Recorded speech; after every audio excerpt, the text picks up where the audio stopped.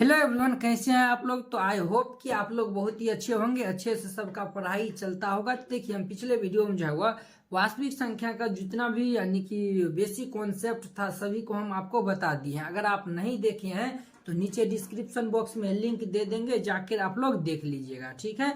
तो देखिए, ये हमारा प्रश्नावली 1.1 का जो है वह फर्स्ट नंबर क्वेश्चन क्या कहता है निम्नलिखित संख्याओं को अभाज्य गुणनखंडों के गुणनफल के रूप में व्यक्त कीजिए। ये देखिए, ये क्वेश्चन जो है वह यानी कि 1.1 से जो है वह 2 नंबर या फिर ऑब्जेक्टिव जो है वह बहुत ही आपके यानी कि बोर्ड के एग्जाम में जो है उठ के डायरेक्ट आ जाता है यहाँ से।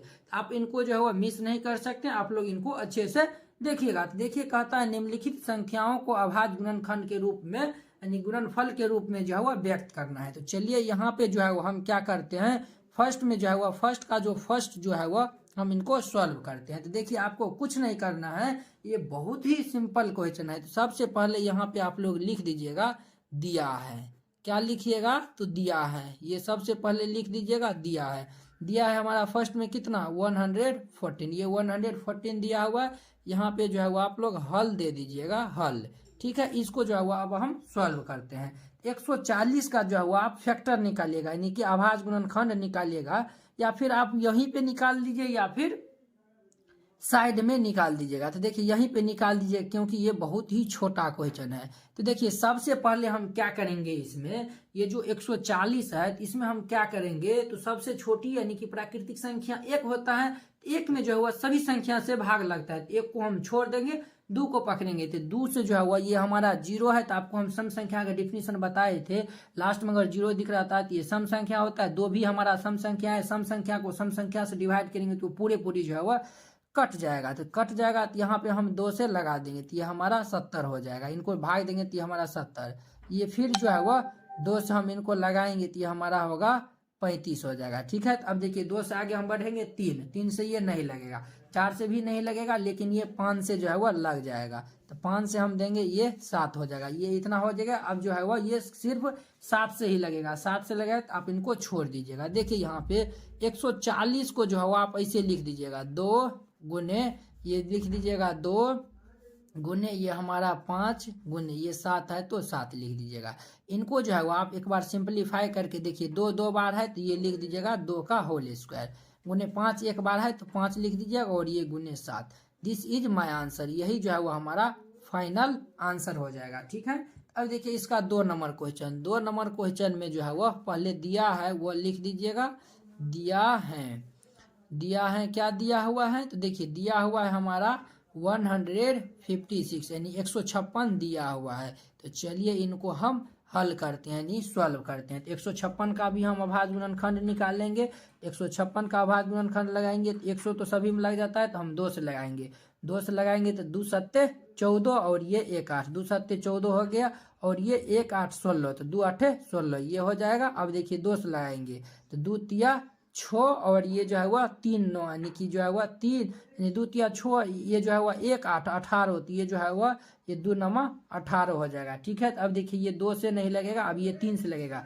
2 से ये कैसे नहीं लगेगा, तो इसके इकाई स्थान पे जो है वह यहाँ पे जो यानी कि 9 है, तो 9 है तो ये जो है वह 2 से नहीं लगेगा। नहीं लगेगा तो ये दोनों को हम जोड़ेंगे तो 9 3 12 होता है, ये 3 से डिविजुअल होता है, तो 3 का अभाज्य यानी कि विभाजन रूप से, यानी 3 का जो है वह यानी कि विभाजन सूत्र क्या, यानी कि विभाजन फॉर्मूला क्या होता है, यानी कि जो है वह सभी संख्या को हम ऐड करेंगे, 3 से डिवाइड करेंगे तो 3 से पूरी कट जाता है, तो हमारा 3 से जो है वह लगता है।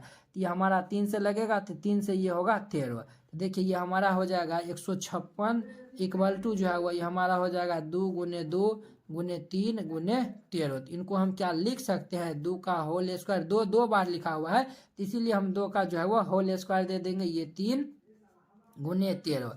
दिस इज माय आंसर, यही जो है वो हमारा फाइनल आंसर हो जाएगा। अब देखिए, इसका 3 नंबर क्वेश्चन, 3 नंबर क्वेश्चन, ये क्वेश्चन बहुत ही सिंपल है।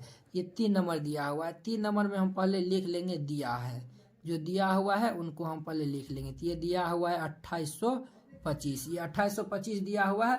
2825 का जो है वो हम अभाज्य गुणनखंड निकालते हैं। तो यहाँ पे देखिए 2825, तो देखिए यहाँ पे जो है वो हम क्या करते हैं, यहाँ पे 2 से लगेगा, 2 तो 2 यानी 2 से तो कभी नहीं लगेगा, इसके इकाई स्थान पे 5 है। इकाई स्थान पे जब भी 0 2 4 6 8, ये जो है वो 5 रहता है, 0 2 4 6 8, ये जो यानी कि 5 संख्या आपको हम बताए हैं। अगर ये रहता है तब जाके 2 से लगेगा, अगर ये नहीं रहता है तो 2 से नहीं लगेगा। तो 3 से लगाने के लिए तीनों को यानी सभी को जोड़ देंगे।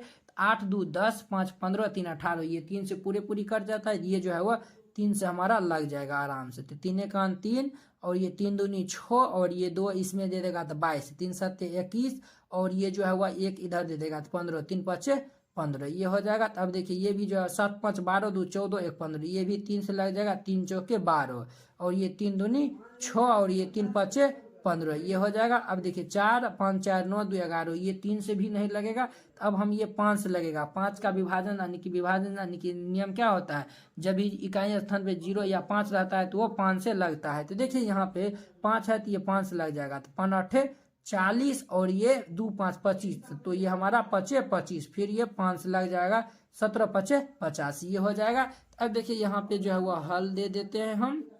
यहाँ पे जो है वह 2825 का जो हम अभाज्य गुणनखंड किए हैं, तो ये 3 गुने 3 गुने ये 5 गुने 5 और गुने ये 17 आया हुआ है। तो इनको हम लिख सकते हैं 3 का होल स्क्वायर गुने ये 5 2 बार आया हुआ है, तो इसको हम 5 का होल स्क्वायर गुने 17, ये इसे हम लिख सकते हैं।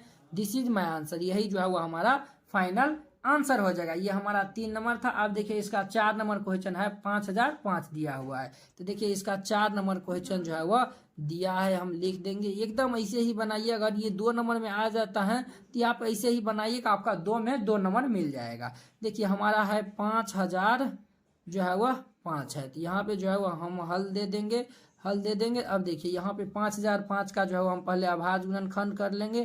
तो देखिए ये जो है वह 2 से नहीं लगेगा, 3 से भी नहीं लगेगा, 4 से भी नहीं लगेगा, ये 5 से डायरेक्ट लग जाएगा। 5 से लगेगा तो 1 0 1 यानी 1001 आएगा। तो देखिए 1001 जो है वह ये जो है वह यानी कि इनको जोड़ेंगे तो ये यानी 2 होता है। तो ये देखिए ऊपर 5 से लगा है तो 6 से भी ये नहीं लगेगा।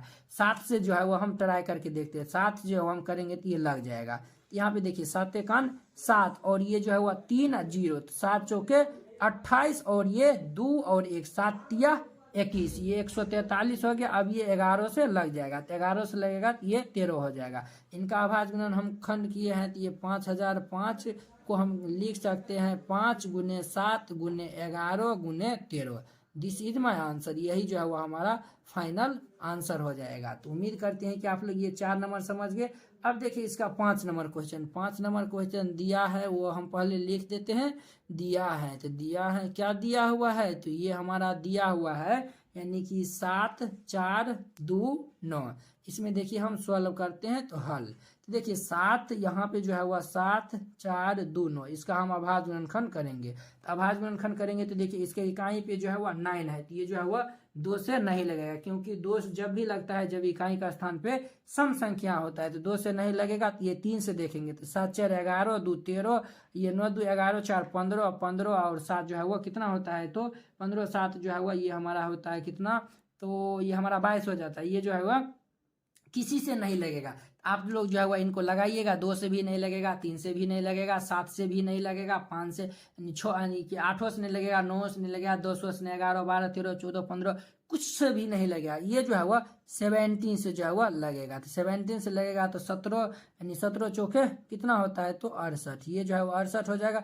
इसको जो है यानी कि डिवाइड हम करेंगे तो ये हमारा 3 7 ये इतना आएगा। इसको जो है वो हम डिवाइड करेंगे, ये 19 से लगेगा और किसी से भी नहीं लगेगा, 19 से लगेगा तो ये हमारा 23 आएगा। कितना आएगा, तो 23। अब जो है वह 23 जो है वह एक अभाज्य संख्या है, तो अभाज्य संख्या तो सिर्फ एक और जो है वो अपने आप से लगता है, ये जो है वह इनको हम ऐसे ही रहने देंगे। अब यहाँ पे हम जो है वह 7 4 2 9 लिखेंगे इक्वल टू, ये जो है वह 17 गुने 19 गुने जो है वह 23। ये देखिए ये जो है वह कोनो यानी कि कोई भी संख्या दोहराया हुआ नहीं है, तो यही हमारा क्या होगा, तो इसका फाइनल आंसर हो जाएगा। तो उम्मीद करते हैं कि आप लोग ये फर्स्ट नंबर क्वेश्चन जो है यानी 1 नंबर क्वेश्चन जो बहुत ही अच्छा तरीका से समझ गए होंगे। तो चलिए अब हम अगले वीडियो में मिलते हैं 2 नंबर क्वेश्चन के साथ। अगर यह वीडियो आप लोग को अच्छा लगा होगा तो लाइक कमेंट एंड अपने दोस्तों के बीच शेयर कीजिए। अगर आप चैनल पे नए आए हुए तो चैनल को सब्सक्राइब कर लीजिए। यहाँ पे आपको क्लास 10वीं का जितना भी मैथ का जो है वो हमसे जितना भी हो पाएगा वो सभी आपको हम करवाएंगे। आपके बोर्ड से रिलेटेड जितना भी क्वेश्चन आएगा, PYQ जितना भी सभी आएगा,